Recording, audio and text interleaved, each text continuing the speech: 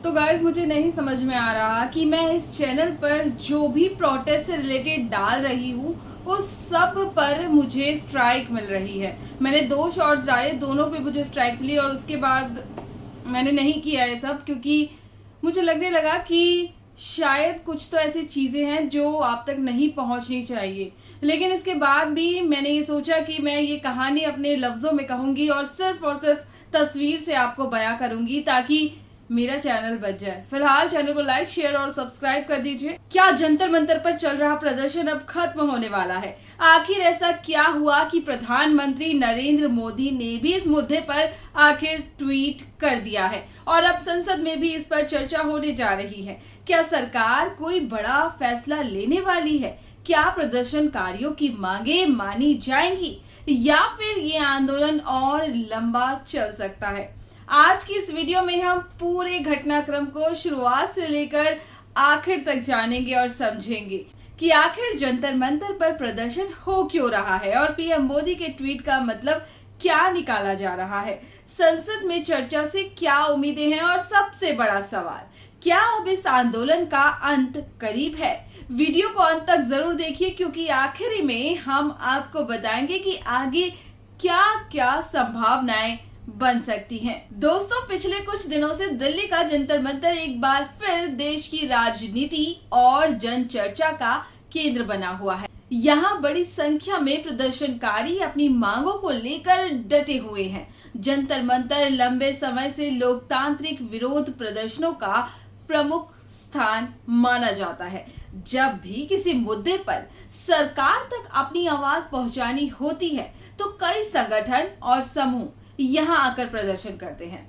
इस बार भी प्रदर्शनकारियों का कहना है कि जब तक उनकी मांगों पर स्पष्ट कार्यवाही नहीं होती तब तक आंदोलन ये जारी रहेगा। दूसरी ओर सरकार की ओर से भी स्थिति पर लगातार नजर रखी जा रही है। इसी बीच एक और बड़ा घटनाक्रम सामने आया जब प्रधानमंत्री नरेंद्र मोदी ने इस मुद्दे से जुड़े विषय पर सोशल मीडिया के जरिए अपनी प्रतिक्रिया दी, अपनी पहली प्रतिक्रिया। इसके बाद राजनीतिक गलियारों में चर्चाएं और तेज हो गई। पीएम मोदी के ट्वीट का असर, प्रधानमंत्री के ट्वीट के बाद अलग अलग राजनीतिक दल और विश्लेषक अपने अपने तरीके से इसका मतलब निकाल रहे हैं। कुछ लोगों का मानना है कि ये सरकार की गंभीरता का संकेत है, जबकि कुछ का कहना है कि असली तस्वीर संसद में होने वाली चर्चा और उसके बाद सरकार के फैसलों से साफ होगी। तो ध्यान देने वाली बात यह है कि किसी भी बड़े आंदोलन में सरकार की प्रतिक्रिया, संसद में बहस और प्रदर्शनकारियों की रणनीति तीनों मिलकर रास्ता तय करते हैं। और यही वजह है कि अब सबकी निगाहें संसद की कार्यवाही पर टिकी हुई हैं। आपको बता दें कि 30 दिन से ज्यादा हो चुके हैं इस प्रोटेस्ट को चलते हुए और इस प्रोटेस्ट को जो है अभिजीत दीपके इसके फाउंडर हैं। ऐसे में अभिजीत दीपके पर भी कई बार सवाल खड़े कर दिए गए हैं कि जब प्रोटेस्ट हुआ, जब राष्ट्रपति भवन तक मार्च निकाला गया तो वो सबसे पीछे क्यों खड़े थे? क्यों वो लाठी खाने के लिए आगे नहीं आए? क्यों पुलिस ने लाठियां चलाई बच्चों पर? क्या बच्चों का ये कसूर था कि वो अपने लिए, अपने हक की लड़ाई, अपने हक की पढ़ाई के लिए उन्हें डंडे खाने पड़े? खैर, ये एक बहुत बड़ा सवाल है जिसका जवाब अभी तक नहीं मिल पाया है। प्रधानमंत्री मोदी ने भी अपने ट्वीट के जरिए कह दिया है कि कड़ी कार्रवाई होगी और अब सारे फैसले फास्ट कोर्ट में लिए जाएंगे ताकि जल्दी से जल्दी समस्याओं का निवारण किया जा सके और पेपर लीक, धांधलेबाजी में जो भी होंगे उनके खिलाफ कड़ी से कड़ी सजा दी जाएगी उन्हें। लेकिन ये सवाल अभी भी है कि आखिर इस्तीफा देंगे या नहीं प्रधान? जी हाँ, धर्मेंद्र प्रधान से इस समय इस्तीफा मांगा जा रहा है जो इस समय एजुकेशन मिनिस्टर हैं। तो अब ये सवाल सबके जहन में है कि प्रधानमंत्री नरेंद्र मोदी ट्वीट कर रहे हैं, आखिर उन्होंने ट्वीट कर ही दिया इतने लंबे समय के बाद, 34 दिन हो चुके हैं अब। लेकिन धर्मेंद्र प्रधान का इस्तीफा होगा या नहीं, ये देखने वाली बात होगी क्योंकि पीएम मोदी के ट्वीट से कहीं से भी ये नहीं झलक रहा कि धर्मेंद्र प्रधान इस्तीफा देंगे। अब जानते हैं कि आखिर संसद में चर्चा अहम क्यों है। अब ये सवाल उठता है कि संसद में चर्चा होने से क्या बदल सकता है। संसद देश का सर्वोच्च लोकतांत्रिक मंच है। जब किसी मुद्दे पर वहां चर्चा होती है तो सरकार को अपना पक्ष रखना पड़ता है और विपक्ष भी अपनी बात विस्तार से यहाँ रखता है।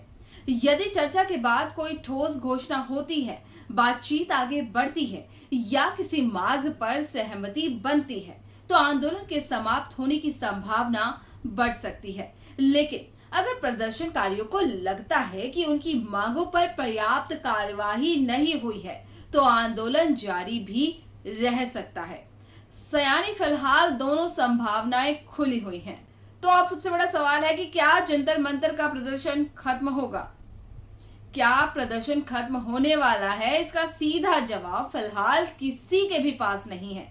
अगर सरकार और प्रदर्शनकारियों के बीच सकारात्मक बातचीत होती है, अगर संसद में ऐसा फैसला आता है जिससे प्रदर्शनकारी संतुष्ट होते हैं तो आंदोलन समाप्त होने की उम्मीद है।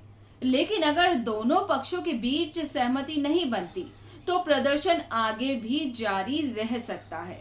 इस समय जो महत्वपूर्ण है सबसे ज्यादा बस ये कि आने वाले कुछ दिन इस पूरे घटनाक्रम की दिशा तय कर सकते हैं।